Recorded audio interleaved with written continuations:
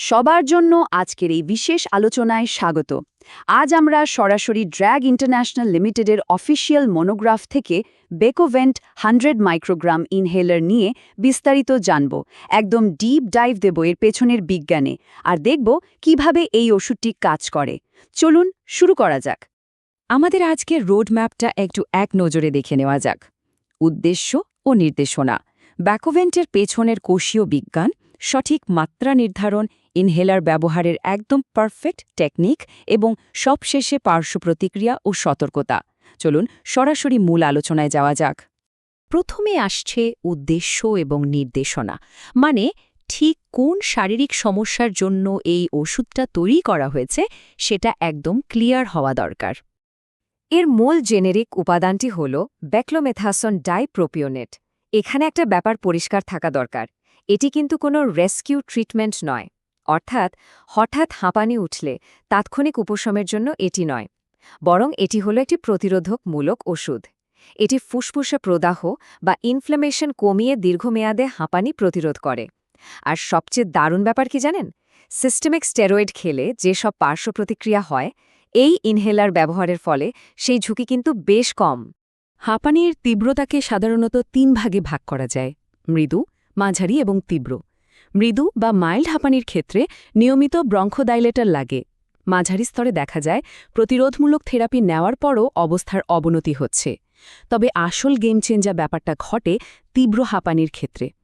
যেসব রোগী হাঁপানি নিয়ন্ত্রণে রাখতে ওরাল বা সিস্টেমিক কর্টিকোস্টেরয়েডের ওপর নির্ভরশীল, তাদের ক্ষেত্রে এই ইনহেলার থেরাপি শুরু করলে অনেক সময় খাওয়ার স্টেরয়েডের ওপর নির্ভরতা ম্যাজিকের মতো কমে যায়, এমনকি পুরোপুরি বাদও দেওয়া সম্ভব হয়। চলুন এবার মাইক্রোস্কোপিক লেভেলে যাওয়া যাক। আমাদের দ্বিতীয় পর্ব, বেকোভেন্টের বিজ্ঞান এবং এর কোষীয় কার্যক্রম। একটা প্রশ্ন খুব স্বাভাবিকভাবেই আসে, বাইরে থেকে স্প্রে করা এই ড্রাগটি আসলে ফুসফুসের একদম ভেতরে গিয়ে কাজ করে কিভাবে? জটিল সে কোষীয় পরিবেশে প্রদাহের বিরুদ্ধে লড়াইয়ের মেকানিজমটা আসলে কি? এখানে একটা চমৎকার বায়োলজিক্যাল ট্রান্সফরমেশন ঘটে। ইনহেলার থেকে ওষুধটা যখন শরীরে ঢোকে তখন সেটা থাকে মূলত একটা ড্রাগ হিসেবে। এই অবস্থায় গ্লুকোকর্টিকয়েড রিসেপ্টর বাইন্ডিং ক্ষমতা বেশ দুর্বল থাকে, কিন্তু ওষুধটার ফুসফুসে পৌঁছানোর পরেই শুরু হয় আসল কাজ। ফুসফুসে থাকা অ্যাস্টেরেজ এনজাইমের সংস্পর্শে এসে এটি হাইড্রোলাইজড হয় এবং B17MP নামক একটি সক্রিয় মেটাবোলাইটে পরিণত হয়। আর এই মেটাবোলাইটটি অত্যন্ত শক্তিশালীভাবে সরাসরি প্রদাহ কমানোর কাজটা করে। কোষীয় বিজ্ঞান তো বোঝা গেল, এবার 3 নম্বর পর্বে দেখে নেওয়া যাক এর ব্যবহারিক প্রয়োগ, মানে ক্লিনিক্যাল গাইডলাইন অনুযায়ী সঠিক মাত্রা নির্ধারণ। বয়স অনুযায়ী এর ডোজে বেশ সতর্ক একটা ব্যালেন্স আছে। প্রাপ্তবয়স্কদের ক্ষেত্রে সাধারণত 200 মাইক্রোগ্রাম দিয়ে শুরু করে দিনে 2 বার দেয়া হয়, যা প্রয়োজন বুঝে 600 থেকে 800 মাইক্রোগ্রাম পর্যন্ত যেতে পারে। আর শিশুদের ক্ষেত্রে ডোজটা অর্ধেক, 100 মাইক্রোগ্রাম থেকে শুরু। এখানকার মূল চিকিৎসা দর্শনটা খুবই সিম্পল, রোগটাকে নিয়ন্ত্রণে এনে ধীরে ধীরে ডোজটাকে সর্বনিম্ন কার্যকর মাত্রায় নিয়ে আসা, যেন কোনো পার্শ্ব প্রতিক্রিয়ার ঝুঁকি না থাকে। তবে এখানে একটা চমৎকার ব্যাপার আছে। যেসব রোগীর লিভার বা কিডনির সমস্যা রয়েছে তাদের ক্ষেত্রে কিন্তু এই ইনহেলারের মাত্রা বাড়ানোর কোনো প্রয়োজন হয় না। মনোগ্রাফে এই বিষয়টা খুব স্পষ্টভাবে নিশ্চিত করা হয়েছে। এবার আসা যাক সবচেয়ে গুরুত্বপূর্ণ পর্বে, ইনহেলার ব্যবহারের সঠিক নিয়ম। বিজ্ঞান যতই দারুণ হোক না কেন, ওষুধটা যদি ঠিক জায়গায় না পৌঁছায় তাহলে পুরো ব্যাপারটাই তো বৃথা, তাই না? অত্যন্ত হতাশাজনক হলেও সত্যি যে ইনহেলার ব্যবহার করা দেখতে সহজ মনে হলেও বেশিরভাগ ক্ষেত্রে মানুষ এটা ভুল উপায়ে ব্যবহার করেন। আর ভুল ব্যবহারের মানেই হল ফুসফুসে পর্যাপ্ত ওষুধ না পৌঁছানো। ন্যাশনাল অ্যাজমা গাইডলাইন্স খুব ক্লিয়ারলি বলছে, কেবল সঠিক আর নিয়মিত ব্যবহারে এই ওষুধের আসল সুফল পাওয়া সম্ভব। চলুন স্টেপ বাই স্টেপ দেখে নিই। ওষুধ মুখে দেওয়ার আগে ইনহেলারটি অন্তত 6 বার খুব ভালোভাবে ঝাঁকিয়ে নিতে হবে।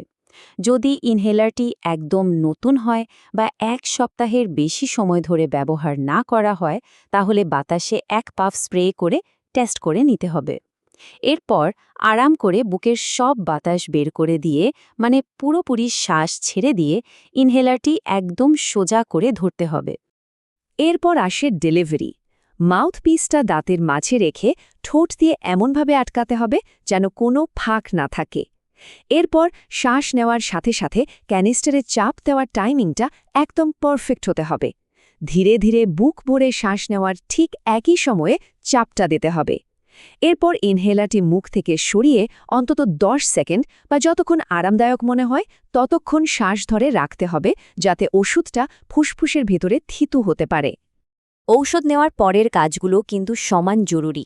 একাধিক পাফ নিতে হলে মাঝে অন্তত 1 মিনিট অপেক্ষা করা উচিত।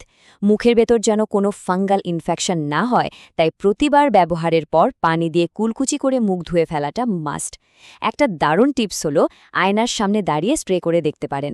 যদি মুখের পাশ দিয়ে সাদা ধোঁয়া বের হতে দেখেন, তার মানে পদ্ধতি কাজ করেনি, আবার শুরু থেকে করতে হবে। আর রক্ষণাবেক্ষণের জন্য সপ্তাহে অন্তত একবার প্লাস্টিকের অংশটি হালকা গরম পানিতে ধোয়া উচিত, কিন্তু খেয়াল রাখতে হবে ধাতব ক্যানিস্টারে যেন কোনোভাবেই পানি না লাগে। আমরা আমাদের আলোচনার একদম শেষ পর্যায়ে চলে এসেছি।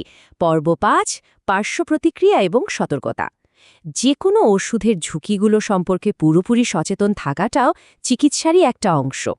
সাধারণত যখন ওষুধটি দীর্ঘ সময়ের জন্য খুব উচ্চ মাত্রায় ব্যবহার করা হয়, তখনই কিছু সিস্টেমিক প্রভাব দেখা যেতে পারে। এর মধ্যে রয়েছে কুশিং সিন্ড্রোম, অ্যাড্রেনাল সাপ্রেশন বা হরমোন উৎপাদন কমে যাওয়া। এছাড়া শিশুদের ক্ষেত্রে বৃদ্ধির হার কমে যাওয়া, হাড়ের ঘনত্ব হ্রাস পাওয়া এবং চোখের কিছু সমস্যা যেমন ছানি বা গ্লুকোমার ঝুঁকি থাকতে পারে। তবে মনে রাখতে হবে, এগুলো মূলত ডোজ এবং ব্যবহারের সময়কালের উপর নির্ভর করে। গর্ভাবস্থা এবং স্তন্যদানকালীন সময়ের সতর্কতাগুলো এখানে জেনে রাখা দরকার। গর্ভাবস্থায় মানুষের জন্য এটি শতভাগ নিরাপদ কিনা তার পর্যাপ্ত ক্লিনিক্যাল প্রমাণ এখনও নেই।